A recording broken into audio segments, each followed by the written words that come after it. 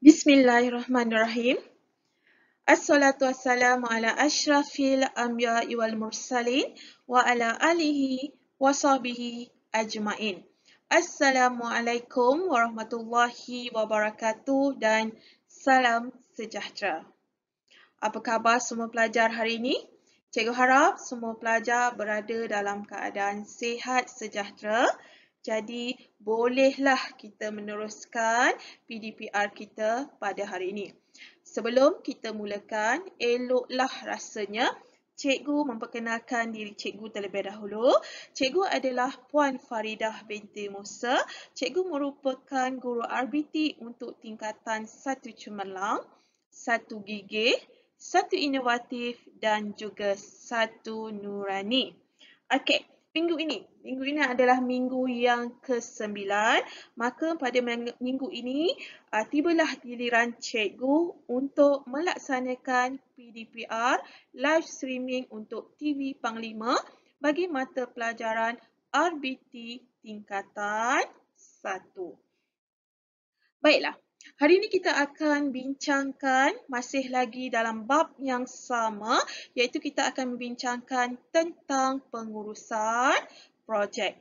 Tetapi kita akan memberi fokus kepada dua topik utama, iaitu 2.1.6 kita akan membincangkan tentang penyediaan anggaran kos, dan 2.1.7 di mana kita juga akan membincangkan tentang merancang pembentukan kumpulan kerja berdasarkan tugas dan peranan.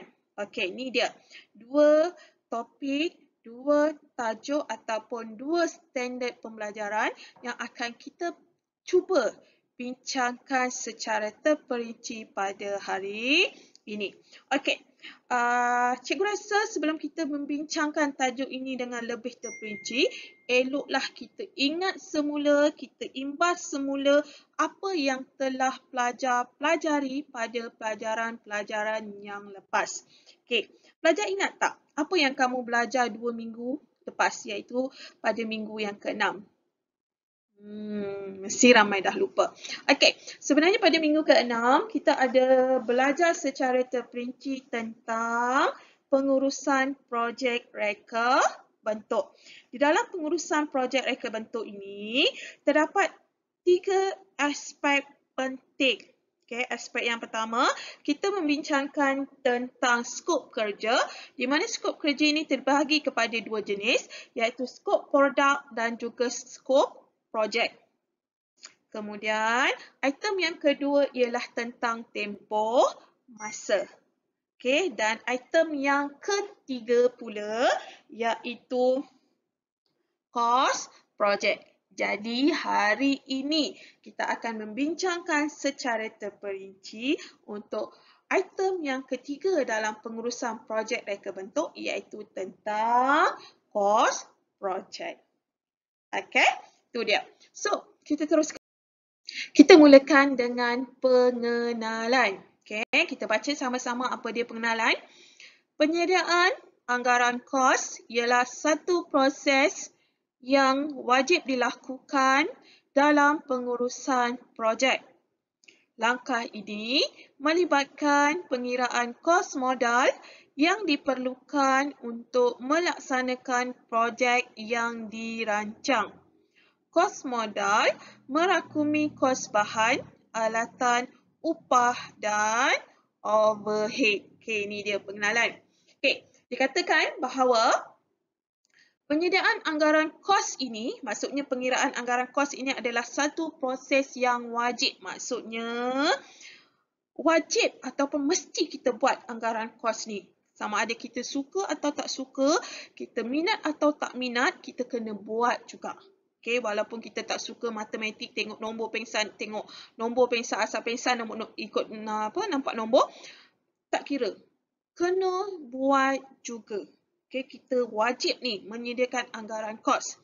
Okey, kerana penyediaan anggaran kos ni maksudnya kita mengira kos modal. Okay, kita kira kos-kos yang perlu kita keluarkan untuk melaksanakan sesuatu projek yang telah dirancang. Kita kena rancang dulu. Kita kena buat anggaran dulu kos modal yang terpaksa kita keluarkan. Okay, kos modal ini merakumi kos bahan. Maksudnya nak buat suatu projek mesti kita perlukan bahan. Jadi nak beli bahan tu memerlukan duit. Duit tu adalah kos. Begitu juga alatan, upah dan juga kos overhead. Maksudnya kat sini kita kena kira semua perbelanjaan yang perlu kita sediakan untuk projek yang telah kita rancang. Okey, selepas mendapat jumlah kos modal, bajet dapat disediakan mengikut bilangan produk yang ingin dihasilkan. Bajet juga boleh disediakan lebih awal untuk sesuatu projek bagi menghadkan lebihan kos modal. Ni dia. Kenapa perlu sangat kita buat anggaran kos? Kerana bila kita buat anggaran kos, kita dapat kos modal. Maksudnya duit yang kita perlu sediakan untuk projek tu. Bila kita dah dapat kos modal, maksudnya kita akan dapat sediakan bajet yang diperlukan untuk menghasilkan produk tu. Okey, dan bajet ini adalah sangat penting untuk kita sediakan kerana dia dapat membantu kita untuk menghadkan lebihan kos modal. Maksudnya dengan adanya bajet ni kita boleh kawal perbelanjaan. Okay, sebab kita dah tahu kos apa yang terlibat, kita boleh buat bajet. Jadi bila dah ada bajet ni, kita boleh kawal lebihan kos modal. Maksudnya kita boleh kurangkan pembaziran, kita boleh dapat keuntungan yang lebih, kita boleh mendapat keuntungan yang lebih banyak. Okay, sebab kita dah kawal, kita dah tahu jumlah kos, jadi kita boleh kawal. Bajet yang disediakan pun mencukupi untuk projek tu. Itu yang sangat penting kita menyediakan satu anggaran kos. Okey, seterusnya, kaedah penyediaan anggaran kos. Maksudnya macam mana kita nak buat anggaran kos ni. Ada dua kaedah ataupun ada dua cara yang kita boleh buat. Cara yang pertama iaitu kaedah unit bahagi kuantiti. Okay, ini kaedah pertama yang boleh kita gunakan. Manakala kaedah yang kedua iaitu kita menggunakan konsep SMART. Okay, SMART ni dia adalah diambil daripada perkataan specify, S untuk specify, M untuk measurable, A untuk attainable, R untuk realistic dan T untuk time bound. Okay, itu dia perkataan SMART tu. Dan nanti kita akan bincangkan secara terperinci satu persatu daripada perkataan SMART tu. Okay, kita teruskan. Okay, kita teruskan perbincangan kita dengan kaedah yang pertama iaitu kaedah unit bahagi kuantiti. Okay, kaedah yang membuat anggaran kos mengikut kuantiti barangan atau perkhidmatan. Okay, berdasarkan bilangan unit pengguna. Okay, maksudnya kat sini, kaedah yang kita buat ni iaitu kaedah dengan menganggarkan kos. Kita anggarkan kos, kita kira kos dengan mengikut kuantiti barang ataupun perkhidmatan yang kita nak hasilkan. Berapa kita nak hasilkan?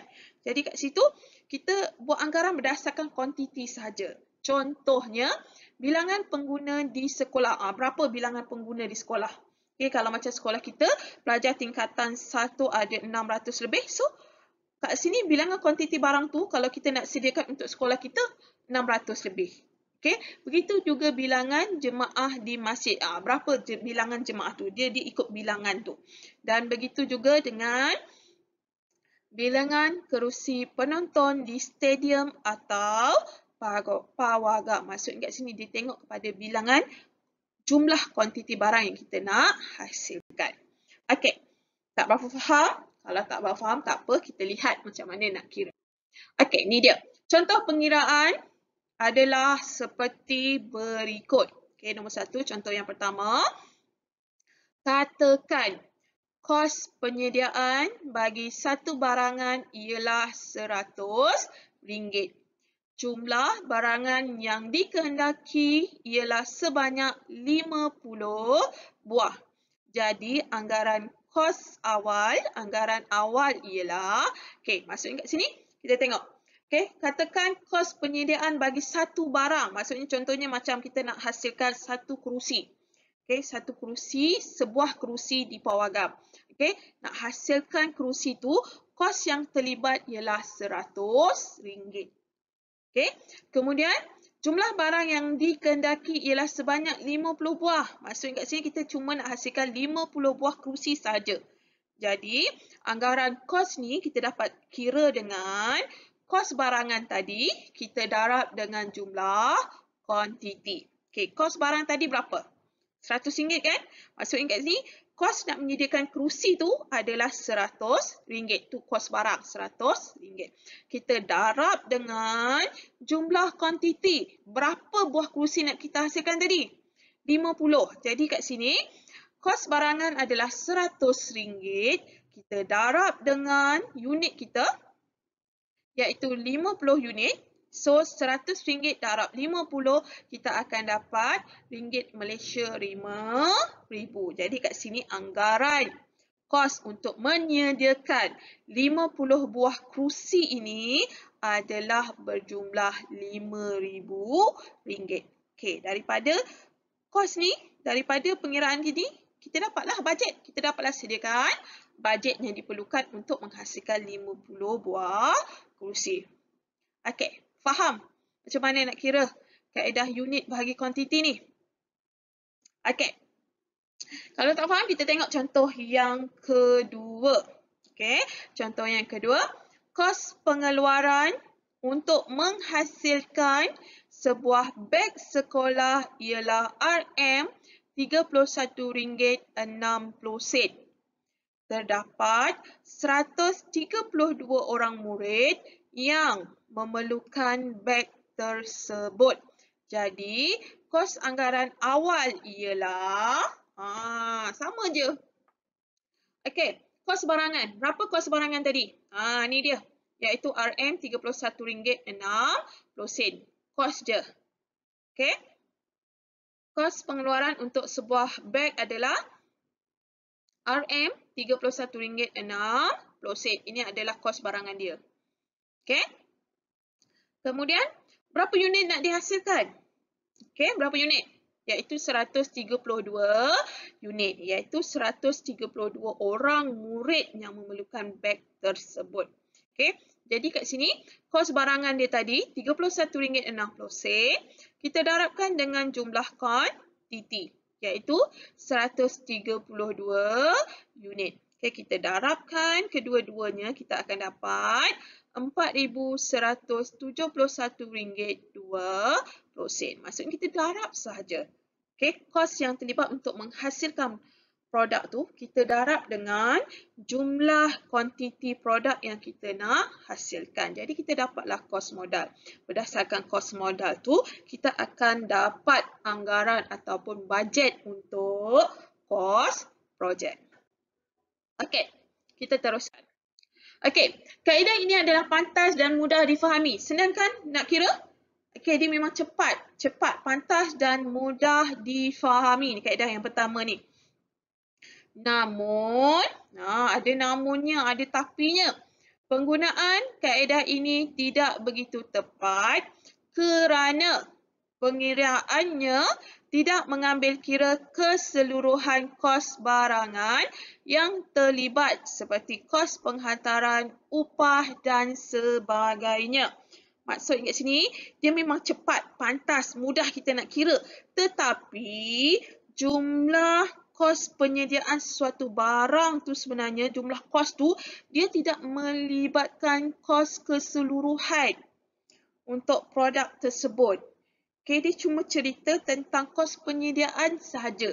Dia tak kira kos-kos yang lain yang terlibat. Contohnya macam kos penghantaran.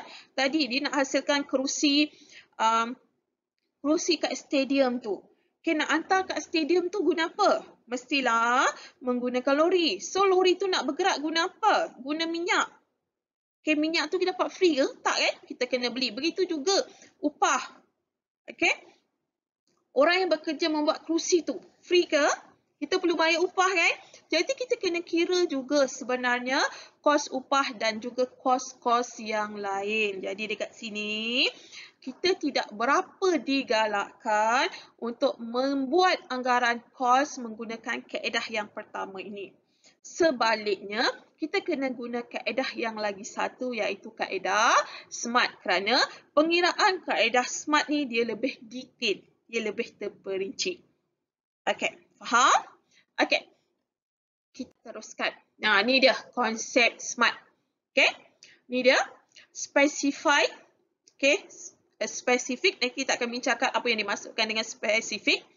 Measurable, boleh diukur apa yang dimaksudkan dengan boleh diukur. Attainable, iaitu boleh dicapai ataupun tidak.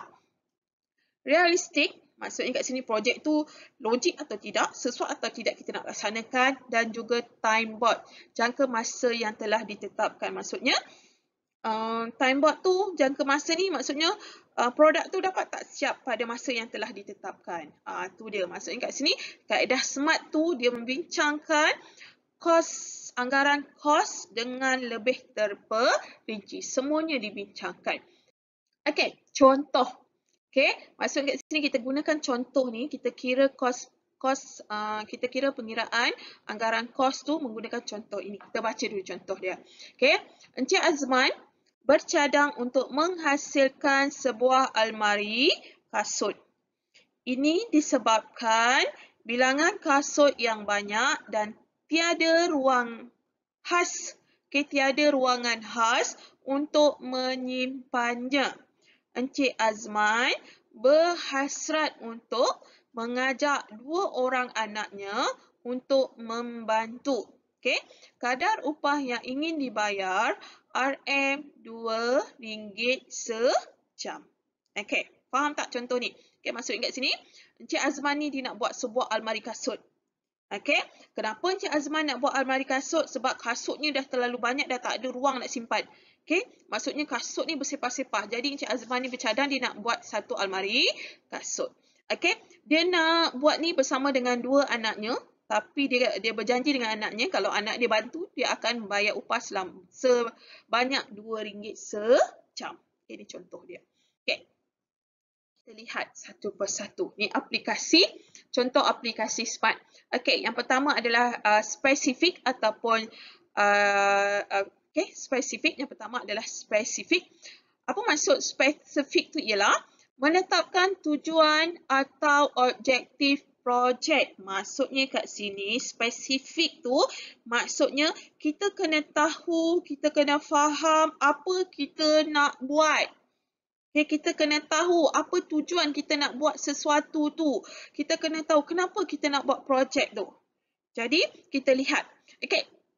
Maksudnya sini kita kena tahu secara terperinci apa projek yang kita nak hasilkan. Tu maksudnya spesifik. Okay.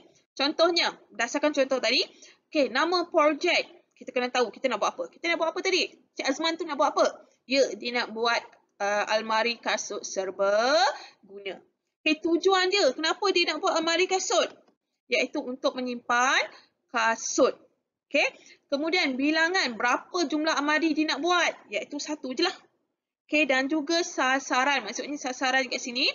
Iaitu selain daripada Encik Azman, siapa lagi yang akan boleh menggunakan almari tu? Okay. Iaitu semua pengguna. Semua orang lah boleh guna almari tu. Saya, kamu dan semua orang. Okay. Sasarannya kepada semua pengguna. Maksudnya kat sini kalau Encik Azman ni buat almari kasut yang cantik, dia boleh jual almari tu. So, sasaran dia adalah kepada semua pengguna. Ni dia spesifik. Maksudnya kat sini, kita kena tahu Encik Azman ni, dia kena tahu apa sebenarnya projek dia nak buat. Okay, dia kena faham, dia kena tahu sejelas-jelasnya apa dia sebenarnya yang dia nak hasilkan. Itu dia spesifik. Okay.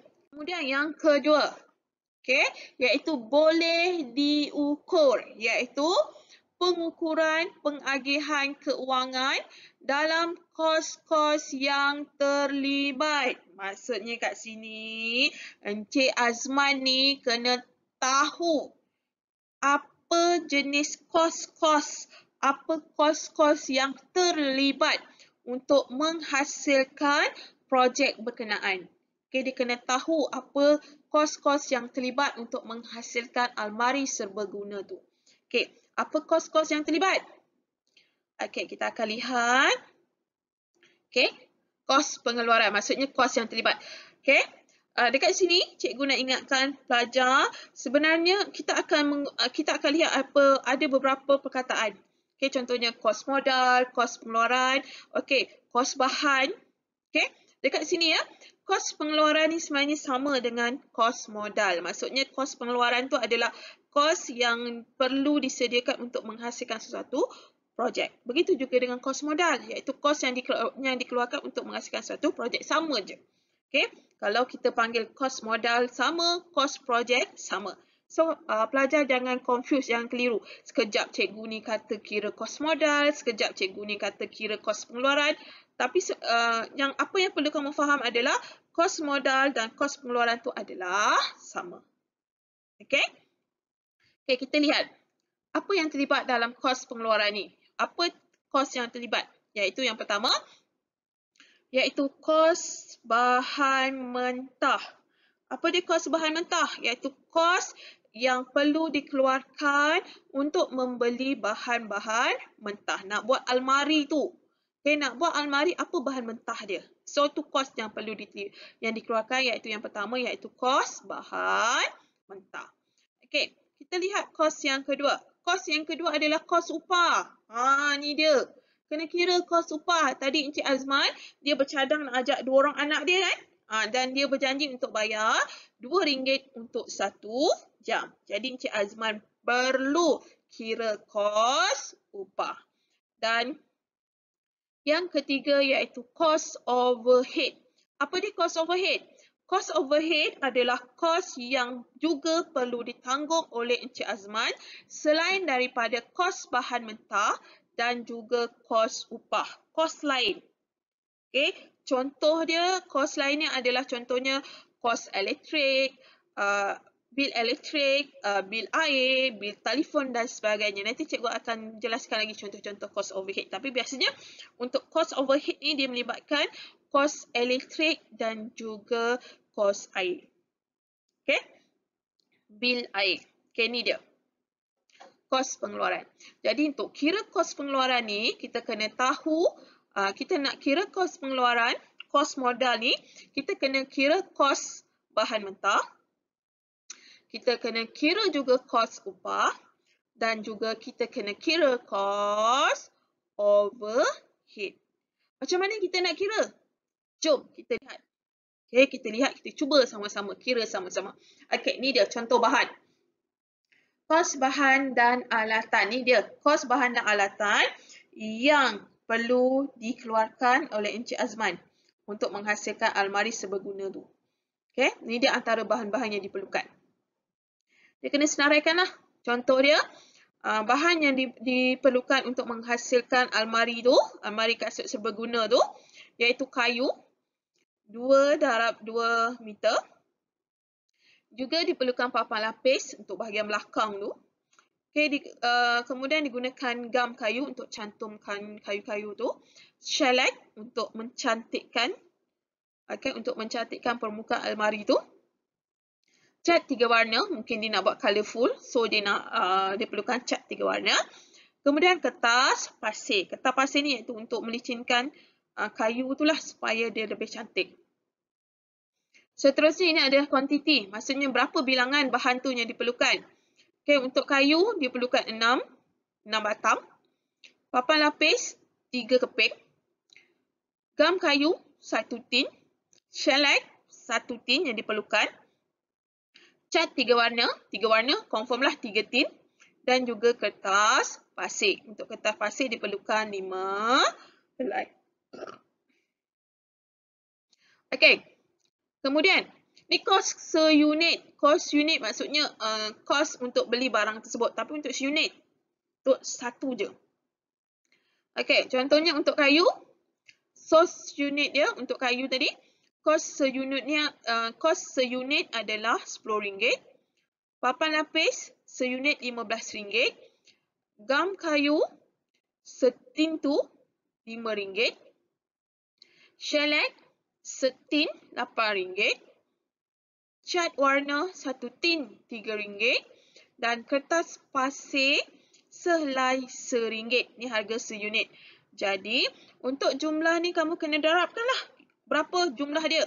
Contohnya kayu. Okey, kayu ni tadi dia perlukan 6. 6 batang kayu.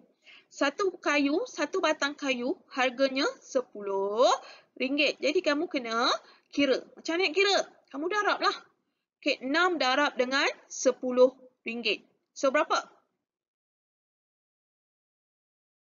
Ya, RM60. Begitu juga dengan papan lapis. Harga sekeping papan lapis tu, seunit papan lapis tu adalah RM15. Kita perlukan berapa? Kita perlukan 3 kan?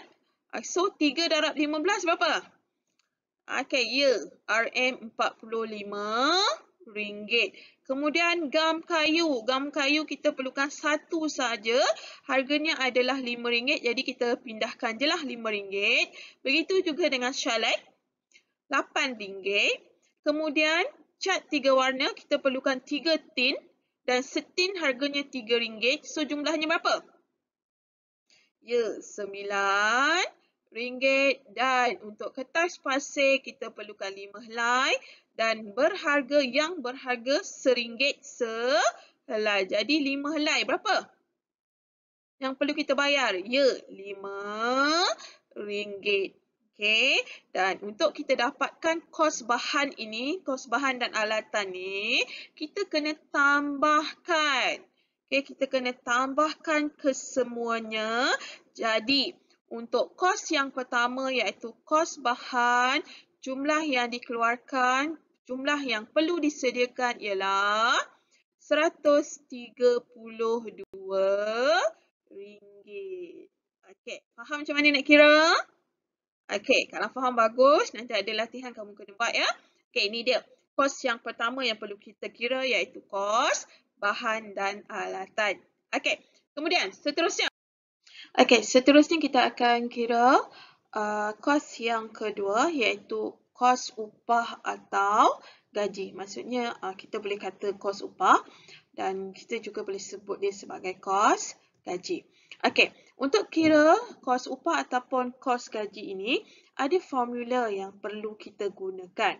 Formula berkenaan ialah bilangan pekerja darab dengan masa dan darab dengan kadar upah sejam, darab juga dengan bilangan hari. Okey, ini formula dia. Bilangan pekerja, darab masa, darab kadar upah sejam dan darab bilangan hari. Okey, mari kita sama-sama kira menggunakan formula tersebut. Okey, kira kos upah yang perlu dibayar oleh Encik Azman sekiranya kerja-kerja bagi menghasilkan rak kasut memakan masa selama 4 jam sehari dan akan siap pada masa 2 hari. Okey, ni dia penerangan dia. Jadi kita cuba kira. Okey, kita guna formula yang terdapat di situ. Okey, formula dia yang pertama apa? Bilangan pekerja. So, kita ingat semula tadi penerangan contoh soalan tadi. Bilangan pekerja. Berapa orang bilangan pekerja? Okey, 2 orang kan? Di mana Encik Azman ni dia akan ajak 2 orang anak dia. Maksudnya kat sini, anak tu adalah pekerja dia. Okey, so bilangan pekerja adalah 2 orang. Darab dengan masa. Okey, di sini dia dah jelaskan. Masa untuk siapkan rak tu adalah 4 jam dalam masa 1 hari. Jadi masa kat sini kita ambil adalah 4 jam. Okey, darab dengan kadar upah sejam. Okey, tadi Encik Azman dah janji dia akan bayar kepada anaknya 1 jam RM2 kan?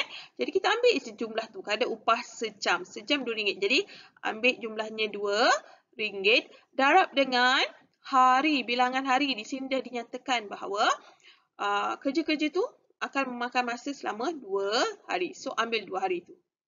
Okey, so 2 orang pekerja darab dengan 4 jam sehari, darab dengan RM2 sejam, darab dengan 2 hari. 2 darab 4 darab 2 darab 2. So, dapat berapa? Cuba kira. Okey, 2 orang pekerja darab dengan 4 jam sehari, Okay, 1 jam RM2 akan dibayar dan kerja-kerja menghasilkan rak kasut serbaguna ni memakan masa selama 2 hari. So, kita kira jumlah dia, kamu akan dapat RM80. Jadi dekat sini kos upah untuk menghasilkan almari itu adalah RM80. Okey, faham macam mana kira? Okey, maksudnya kos upah ni kena guna formula ni lah. Bilangan kerja, darab masa, darab kadar upah sejam dan darab bilangan hari. Formula ni kamu kena hafal, kamu kena ingat kerana formula yang sama yang akan kamu gunakan untuk pengiraan kos untuk semasa kamu belajar di tingkatan 2, 3 dan seterusnya. Okey, formula yang sama. Okey, selesai kos yang kedua, kos upah.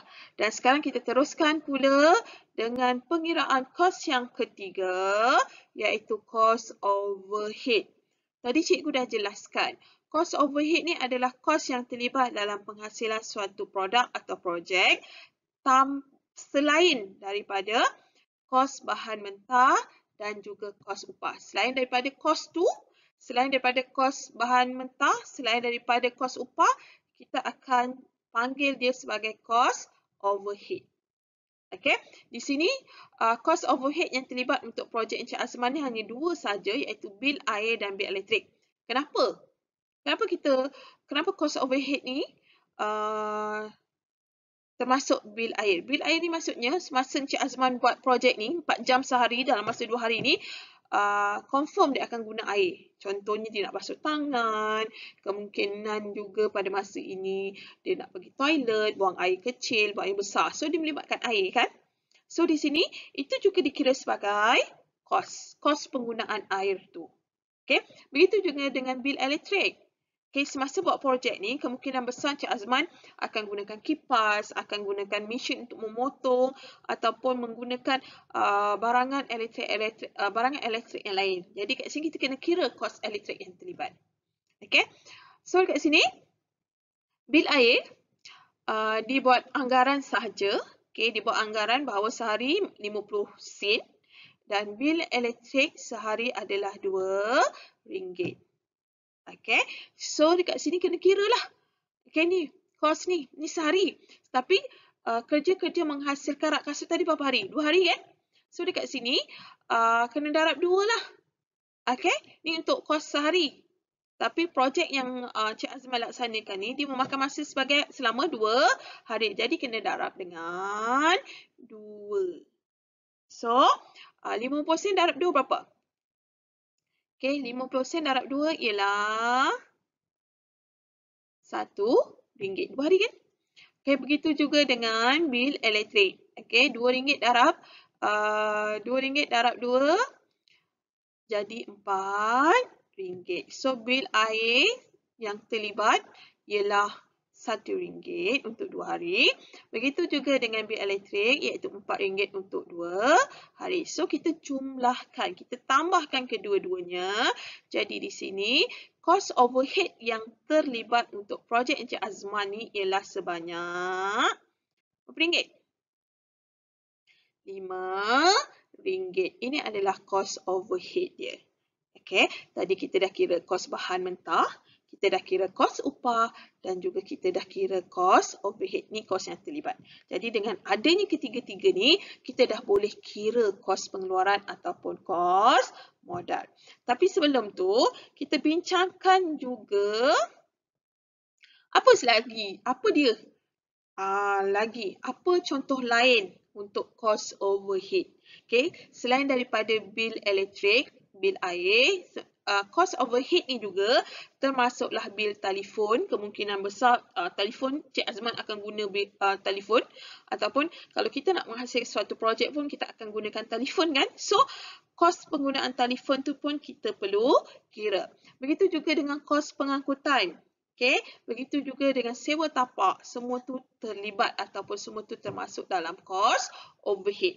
Kalau semua ni terlibat, so kita kena kira. Bukan setakat bil elektrik dan bil air je, sebenarnya banyak lagi kos. Ini adalah contoh-contoh kos overhead. So kita kena tambahlah semua kalau terlibat. Tapi untuk projek Encik Azman ni, dia cuma melibatkan bil elektrik dan bil air saja. Jadi kita kira dua saja. Okay, kalau semua ni, kalau projek lain, kalau semua ni terlibat, so kena kira semua. Ini termasuklah cost overhead. Okay, faham apa dia cost overhead? Okay, kita teruskan. Ni dia.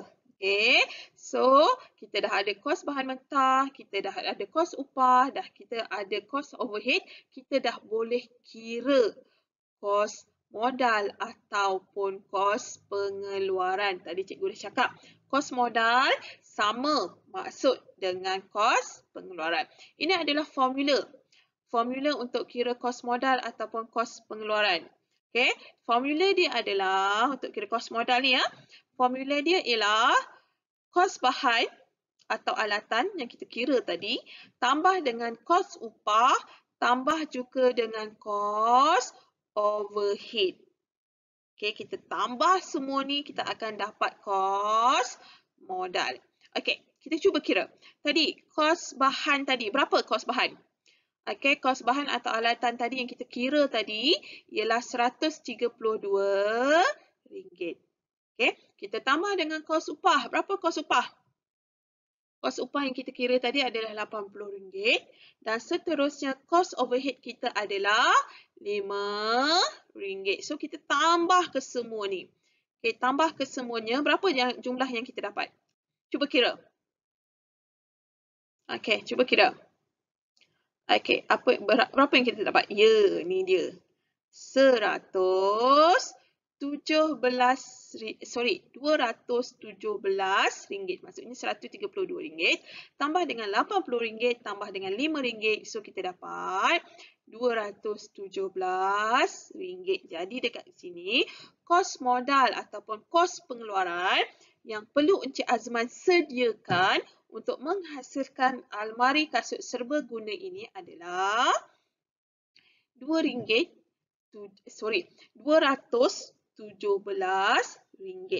Dari jumlah ni, Encik Azman perlulah sediakan bajet ni. Sebab dia dah kira kan. So, bajet tu adalah RM217. Okay, faham? Okay, seterusnya. Ni dia jumlah seterusnya. Kos pengiraan seterusnya. Okay, sebenarnya kita bukan setakat boleh kira kos pengeluaran saja. Sebenarnya kita juga boleh kira juga kos jualan seunit. Maksudnya sekiranya Encik Azman ni dia nak jual almari yang dia buat tu, okay, berapa jumlah jualan dia? Berapa kos jualan dia untuk yang boleh digunakan? Maksudnya berapa kos jualan seunit almari tu? Maksudnya berapa harga almari tu kalau Encik Azman ni berminat untuk jual ataupun ada orang yang nak beli almari yang dihasilkan oleh Encik Azman tu. So, nak kira kos jualan tu juga ada formula dia. Di mana formula dia adalah kos modal tambah dengan peratus keuntungan. Kos modal tadilah kita kira tadi, kos pengeluaran tadi. Berapa kos dia? Itu adalah kos modal dan peratus keuntungan. Peratus keuntungan ni iaitu peratus kita nak untung berapa. Okay, dan biasanya peratus keuntungan ni adalah 100%. Biasanya 100%. Okay, jaranglah seorang peniaga tu dia nak untung sikit. Mesti dia nak untung banyak. Biasanya peratus keuntungan yang dikenakan ke atas sesuatu produk tu biasanya adalah 100% ataupun lebih. Okay, so bagaimana nak kira? Okay, kita tengok kos modal tadi. Kita dah kira kan kos modal tadi? Kos modal tadi berapa? Okay, kos modal tadi adalah RM217 tambah dengan peratus keuntungan. Peratus keuntungan tadi berapa? 100%. Maksudnya 100% tu iaitu 100% daripada kos modal. Sama dengan kos modal. Jadi kat sini RM217 tambah dengan RM217 sebab dia nak peratus keuntungan 100% daripada modal yang kita keluarkan tadi. Jadi 217 tambah dengan 217 juga. Jadi dekat sini kos jualan seunit ialah RM434.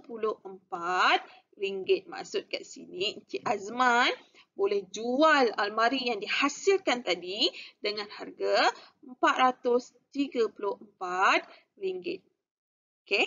Ini termasuklah kos modal dan juga peratus keuntungan. Jadi jumlah yang boleh dijual, harga yang boleh dijual, harga yang boleh digunakan untuk almari tersebut ialah RM434. Ini adalah formula untuk kira kos jualan ni kalau Cik Azman nak jual lah almari tu. Kalau dia nak gunakan, okeylah, kalau dia nak gunakan almari tersebut, dia cuma perlu keluarkan kos modal untuk menghasilkan almari tersebut ialah RM217. Kalau dia nak jual, dia nak untung, okay, dia untung sekali ganda, jadi dia boleh jual almari tersebut dengan harga RM434. Okey, faham? Okey, seterusnya. Okey, ni dia.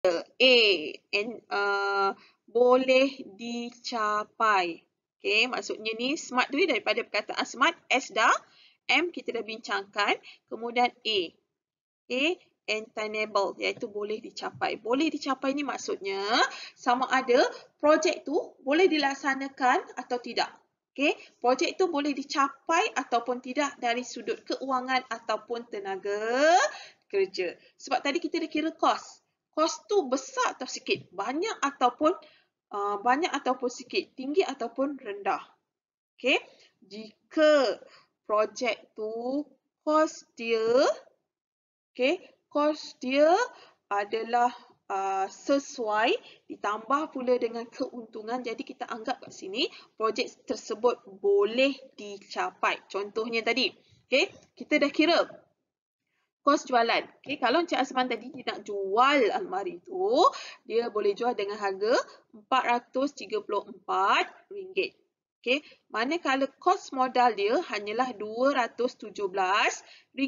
Jadi keuntungan yang dia akan perolehi adalah RM217. Rasa-rasa kamu untung tak?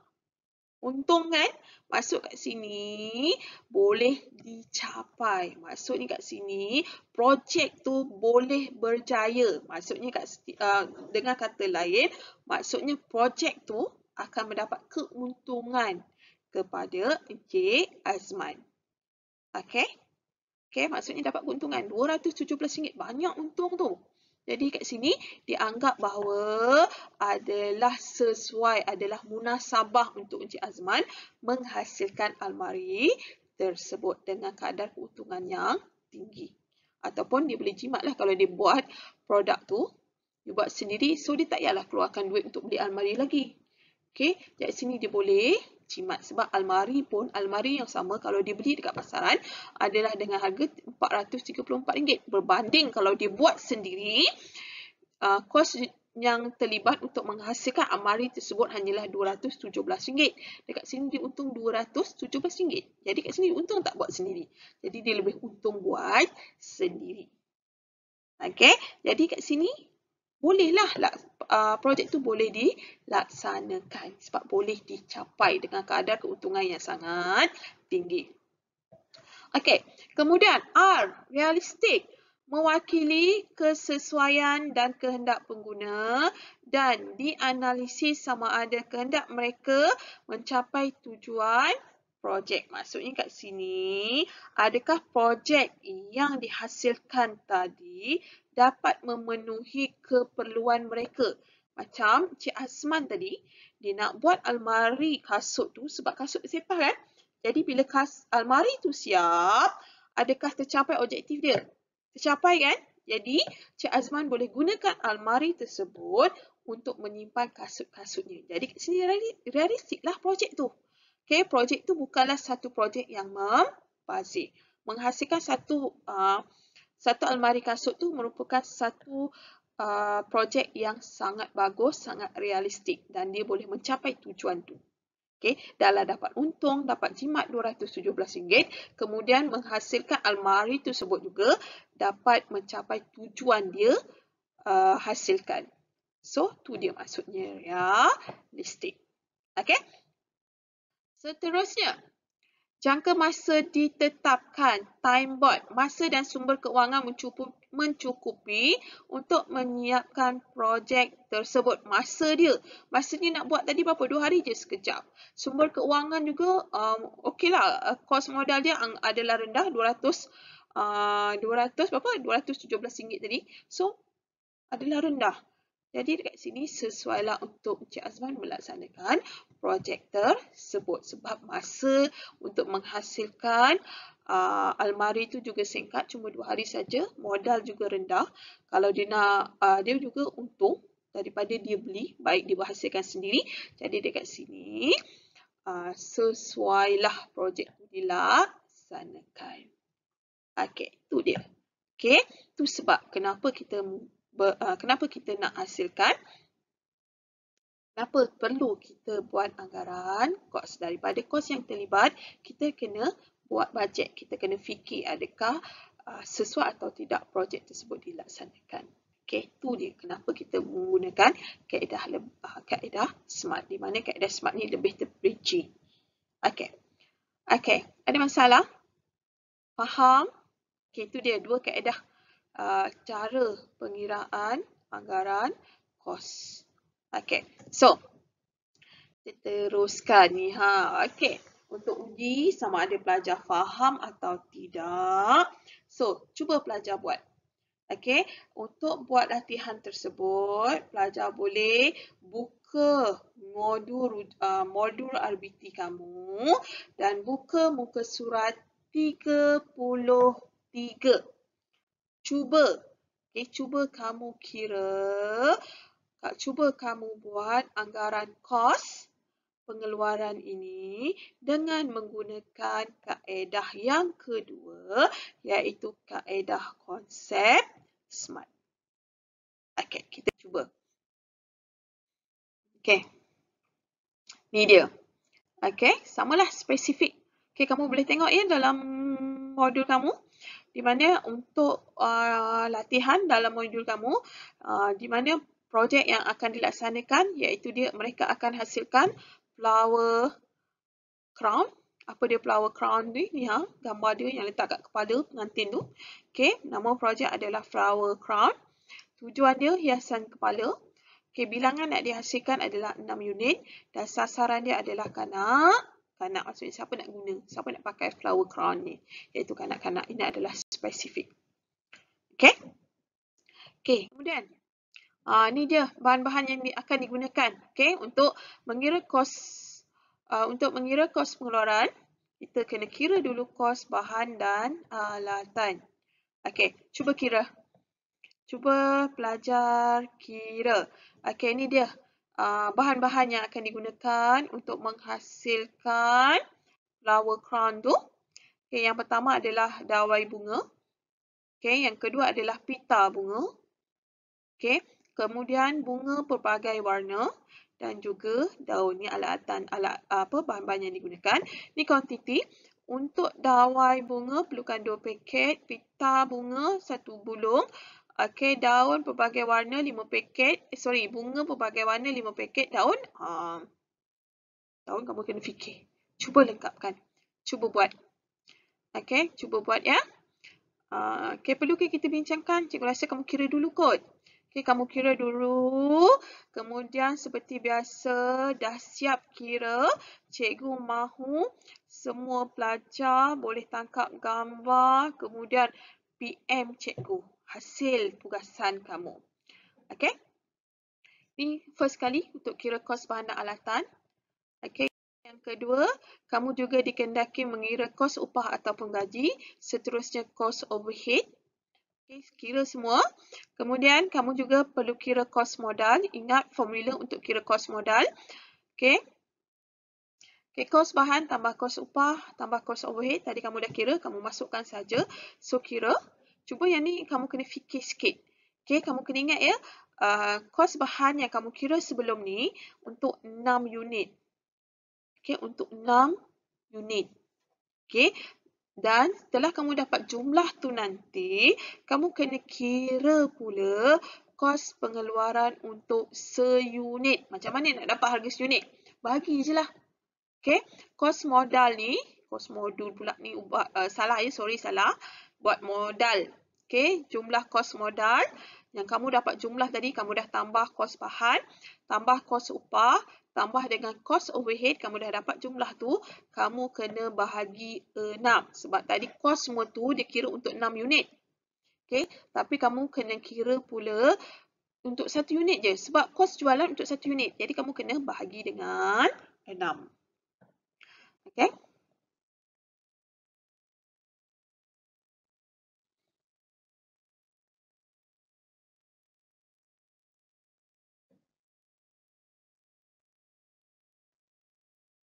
Okey, tu untuk kira peratus keuntungan.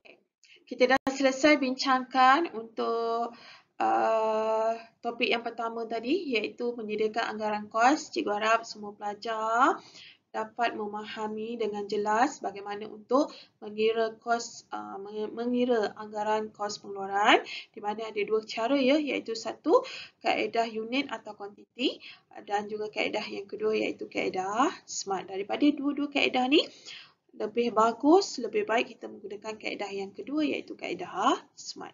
Okey, so kita teruskan pelajaran kita untuk hari ini. Kita akan membincangkan topik yang kedua iaitu merancang pembentukan kumpulan kerja berdasarkan tugas dan peranan. Maksudnya kat sini, untuk buat suatu projek, okay, kita tak bekerja sendiri. Sebaliknya, kita akan bekerjasama dengan orang lain. Okay, jadi di sini kita akan membentuk satu kumpulan kerja. Dan kumpulan kerja yang kita bentuk mestilah berdasarkan tugas dan peranan. Kita jangan main-main suka je bentuk kumpulan. Kita mesti buat kumpulan kita berdasarkan tugas dan peranan. Okay, so kita lihat penjelasan dia.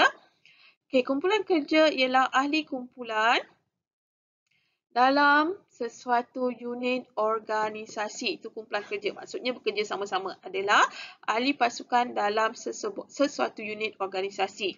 Iaitu setiap individu dalam kumpulan kerja ini membantu dan bekerjasama di antara satu sama lain. Maksudnya ahli-ahli itu perlu membantu dan bekerjasama di antara satu sama lain. Mereka juga perlu berkongsi maklumat, perlu berkomunikasi dan berbincang di antara satu sama lain untuk mencapai matlamat bersama.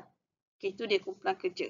Maksudnya satu kumpulan individu dalam sesebuah unit organisasi di mana setiap individu itu akan bekerjasama di antara satu sama lain untuk berkongsi maklumat, berkomunikasi dan mereka mempunyai matlamat dan tujuan yang sama.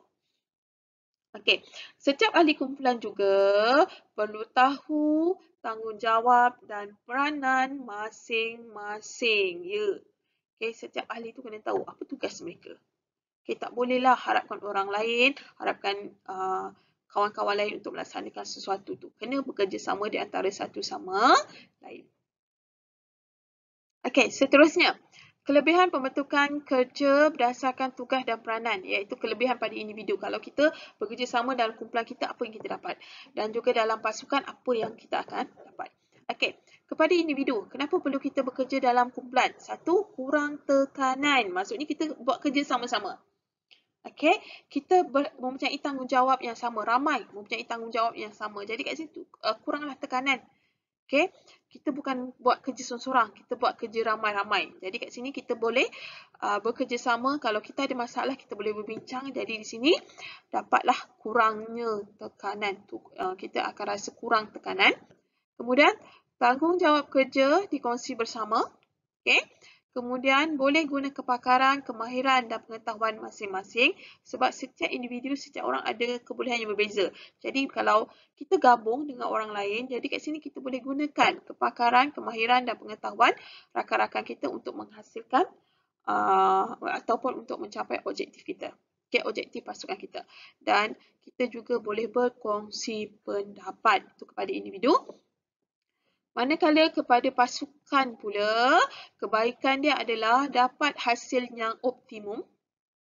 Okey, dapat menjalin hubungan yang baik dengan ahli kumpulan. Kemudian penglibatan yang menyeluruh. Seterusnya dapat memaksimumkan sumber yang ada dan juga motivasi meningkat. Itu bagusnya kalau kita buat kerja secara kumpulan. Seterusnya, ni pembentukan kumpulan kerja atau pasukan yang berkesan. Maksudnya macam mana kita nak bentuk kumpulan kerja? Satu, kepelbagaian ahli dalam pasukan. Maksudnya kat sini kita kena pastikanlah setiap ahli dalam pasukan kita ada kelebihan-kelebihan yang masing-masing. Ada kelebihan-kelebihan yang tersendiri. Contohnya, untuk buat projek reka bentuk untuk kelas kita ni, projek kita, maksudnya kat sini ahli kumpulan kamu mestilah ada pelbagai kemahiran. Contohnya, seorang yang perlukan pengurus mesti seorang yang tegas, yang boleh memimpin kumpulan kita. Kemudian ahli kumpulan kita tu juga mesti seorang yang tulisannya cantik, senang jadi setiausaha untuk catat organisasi kan. Kemudian seorang tu mesti pandai kira, pandai matematik untuk jadi bendahari. Seorang lagi ahli tu mesti pandai melukis, untuk membuat lakaran, dan seorang lagi tu mesti pandai untuk membina projek ataupun produk. Maksudnya mesti ada kepelbagaian ahli dalam pasukan. Okey, kemudian bilangan ahli pasukan tidak terlalu besar. Jangan ramai-ramai. Kalau ramai ni lain jadinya. Yang bagus dalam satu kumpulan tu hanyalah dalam 3 atau 4 orang sahaja, tu yang lebih bagus sebenarnya. Kalau terlalu ramai nanti banyak yang main. Kemudian pemilihan ahli dilakukan secara teliti, memberi latihan yang berterusan, menerangkan matlamat pasukan yang jelas, sistem ganjaran yang lebih sistematik, penggunaan pengukur prestasi yang sesuai dan menggalakkan penyertaan ahli kumpulan, seterusnya melaksanakan aktiviti pembentukan kumpulan. Ini adalah antara cadangan-cadangan untuk kita membentuk satu kumpulan kerja yang lebih berkesan. Okey, itu dia. Di sini, maksudnya di sini dah berakhirnya perbincangan kita, dan cikgu harap apa yang kita bincangkan dapat kamu fahami dengan lebih jelas. Sekiranya ada masalah, kamu boleh bertanya dengan saya, khususnya dalam pengiraan kos anggaran untuk dalam pengiraan kos projek tu. Kalau ada masalah boleh tanya. Jadi di sini saya rasa saya akhiri PDPR kita hari ini dengan ucapan sekian, terima kasih.